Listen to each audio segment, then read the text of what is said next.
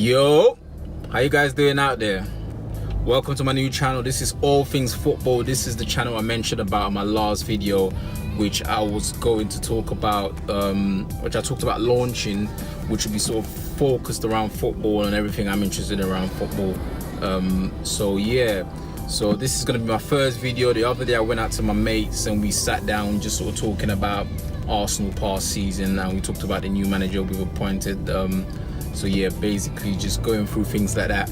That video is going to be up next. I'll let you guys check out that video in a second. But if you guys haven't done so, if you're watching this for your first time, please subscribe to that channel. I will have frequent content on there as far as football is concerned. I will be covering the World Cup.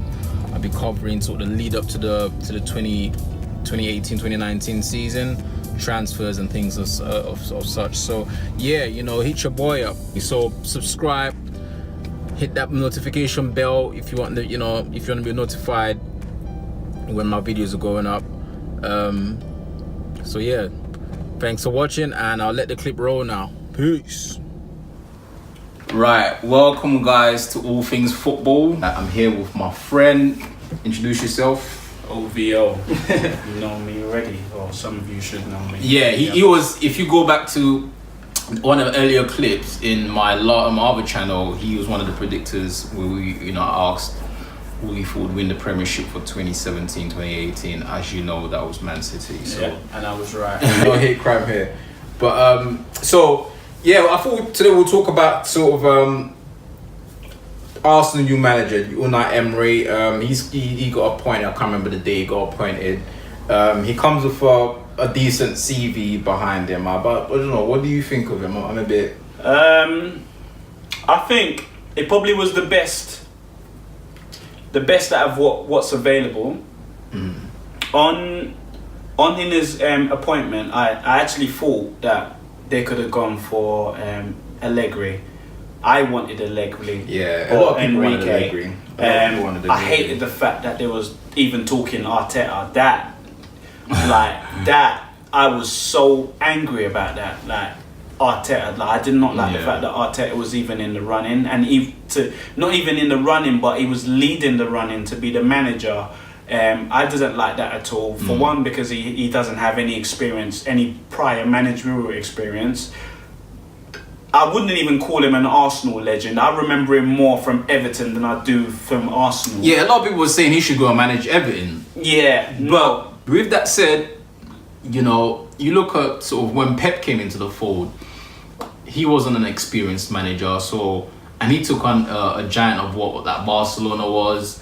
So there are the oddities, the odd exceptions to the rule when it comes to sort of appointing managers where if you're good, because some managers weren't great football players. Yeah, I get that. But they do. But they turn out to be good managers. Yeah, I do agree with you that in the case of sort of Arsenal, we needed experience. Yeah, Arsenal's not a team like Everton. Arsenal's not a team like West Brom. Yeah. Arsenal teams not like Rangers. Like for instance, they got Steven Gerrard as their manager. Yeah. Like those teams in the Scottish League and in the lower leagues or in the lower part of the table.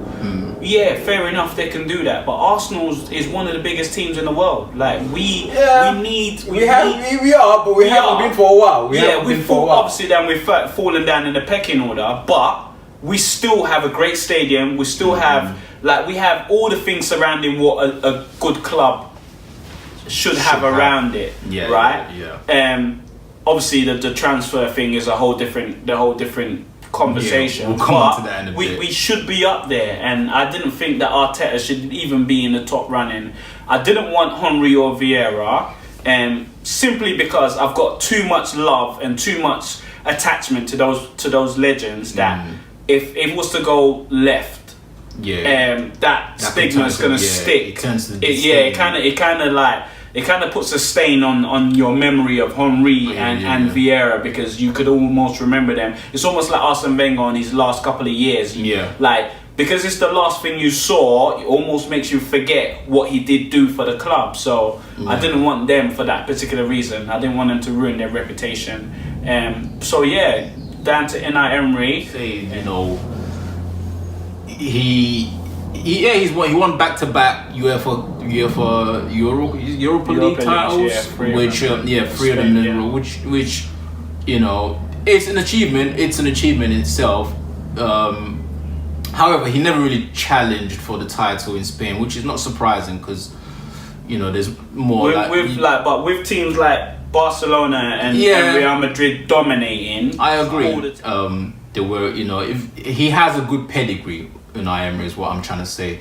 Even though I don't really look at the PSG run as I can't really assess that like critically, because in his first season, I think he lost to Monaco. Monaco won the league the previous season. Understandably so, they had the greatest talents. One of the youngest, up-and-coming greatest talents in the world right now. Yeah, but you know, even saying that, you look at PSG as a team, they had a strong squad at that. It's first season though. Like, you can chuck anything up to that. It's up to characters. Fair enough. Big egos messing with each other. There's all sorts of factors that could affect that, because and it's also a manager coming in, having to manage those egos as well and put guys in check and let guys know if you act up, you're not playing. There's all sorts of factors involved in that I don't think. It's really difficult for that to happen first season round. You can't just hit the ground and be like, yeah, boom, let's go in there and do it. I know, like, Conte done it in the Premiership, but those players have been playing with each other for quite some time. So they just needed a different, and he took a beating from Arsenal for them to restructure and put together their formation and change their whole game plan. I remember that game. So it's I think it's different because there's some stars in that team and there's some big egos and they clash. That's one of the issues with PSG that's been carrying on even now. I think they're under investigation. They will find out soon about sort of the transfer dealings when it comes to. I think they said they got a slap on the wrist. Oh, did they? Yeah, I think they said a slap. I think I saw a little headline. I didn't go deep into it. I think I got a headline to say that they got a little slap on the wrist rather than getting a penalty for financial fair play for spending that. Yeah, that whole financial fair play thing that escapes me because there's so many loopholes in that, but we're not even gonna go into that. But all right.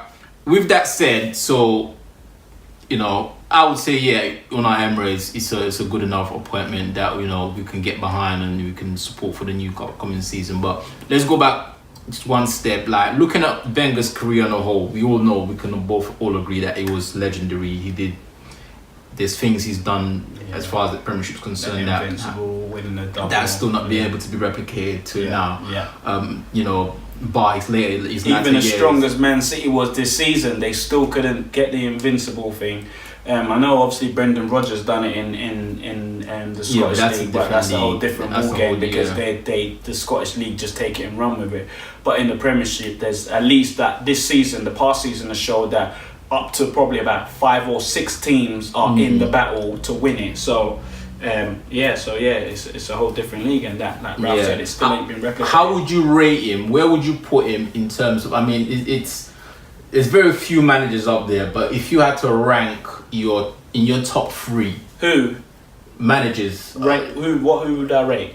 Wenger. We'll talk about Wenger. Okay. How would you rate? If you had to, does he make your top 3? What, in the Premiership? What worldwide? Obviously, he does in the Premiership. In the Premiership, and that goes without saying. In the Premiership, he's top 2. I know. There's nobody else that stands close. Yeah, let's talk all-time managers. Let's not. Actually, you know what? That's kind of a redundant question because he's only managing the Premiership. I just realised that, so you can't really. And you could only reason I said only 2 because Jose Mourinho, he's a great manager. You can't. Although people are blasting his name for what's going on in Man United right now, but you can't say he's not a great manager. But the only test that comes to him that is he's never been in a team for long enough for you to put him up there with Alex Ferguson and Arsene Wenger, because Arsene Wenger and Alex Ferguson, they were the team for for so long, for 26 years. 26 years, I think. I might be wrong there, but roughly around that. So like those are the they developed youth players. They pretty much the training, facilities, the stadium, all of that. They built the club up from the ground up. So like that's why I say like top 2, like only second to Alex Ferguson, really. So yeah. I would say in terms of impact wise, top 2, but I wouldn't. In terms of decorative wise, I think top 3. I think Mourinho beats him to that second spot. Yeah, but Mourinho's been only because of the Champions League. Yeah, but the Champions League is the only thing that eluded us. Anything in Europe eluded us, right? Yeah, but you have to count. And Mourinho's done it in various clubs. You have to count. But at the same time, Mourinho, for the first time, is being tested for being in the club for a period of time, and just by that, they're spending ridiculous amount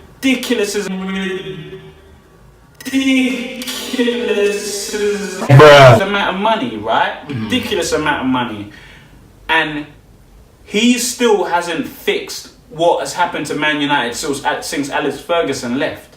Like, I know David Moyes and LVG come and they turned the place upside down, and he has to fix what they've undone. I don't even know last season they spent so much money, and even this season they're still spending money. So like, yeah, there's I mean, as long as they're in turmoil over there, I'm all for it. That's just one less rival to worry about, if you ask me. But I think you're right, because I was going to try and grade Wenger in terms of where he sits in all-time greatest manager, but he's pretty much up there. I think he's top 2. I was Wenger up for the longest, probably for at least the past decade. It's been a long time, and the funny thing is, I might end up eating my words and missing, just being able to compete, and we haven't competed in a long time. I just welcome the change, to be honest. For the first time, I'm not going to a season with any expectations. I'm going to a season with a fresh look. So I'll give him a chance. I'll give him more than a chance. I'll give him maybe even 2 seasons to settle in and get embedded before I really start to pass critical judgment on him. But things are looking up ish. The fixtures list came out the other day. We have a torrid start. I think we've got Man City and Chelsea in the first 2 weeks. Back to back. And then we've got West Ham. So it's 2 London derbies. Yep. It's Man City and then 2 London derbies after that. The one thing I did hear, we mentioned that some players, for at least the likes of Man City, being that they were involved in the World Cup, might not be available for that first game. However, because Arsenal largely underperformed last season and most of their players didn't make the World Cup, we might have a stronger squad for that game. Either way, it'd be a good gauge of this, to see where it'd be good for the players to kind of hit the ground and know that, right, this is what we kind of need. This is how we need to set our standards, and that will kind of know where they are in terms of their readiness and how they attack the league. That by no means is going to make or break our season, but even if we don't get a good start, I'm hoping it's at least a lesson to both the managers and the players where they need to be going forward, type of thing. There's no better team to test their defensive abilities than Man City, because there's players that's going to run them ragged, that's going to stretch them. So that's the best. So if we play them on that first game, we need to know that this is the standard. This is the standard that we're going to be playing at. So after that first game, regardless if we win or we lose, I want to see people try. I want to see people pick themselves up and think like, this is what this league is about. That will give Unai a good gauge of that was a good introduction to the Premiership. It might be a baptism of fire, and I think I heard a stat today that he's never ever beaten Pep all the time he was in Spain. My answer to that is the first time for everything. So I mean, if you haven't done so already, make sure you hit that subscribe button. The more sort of subscriptions I get, the more I'm sort of the more I'm amped to put these videos out more frequently and make sure that I'm feeding the public out there. Obviously, that all comes down to the content. So the content will get better. I am a bit of a noob at YouTube, but screw it. I want to document these things, so I'm going to do it anyway. So hit that subscribe button if you're new here. If not, thanks for watching this video, and I'll see you guys in the next one. Peace.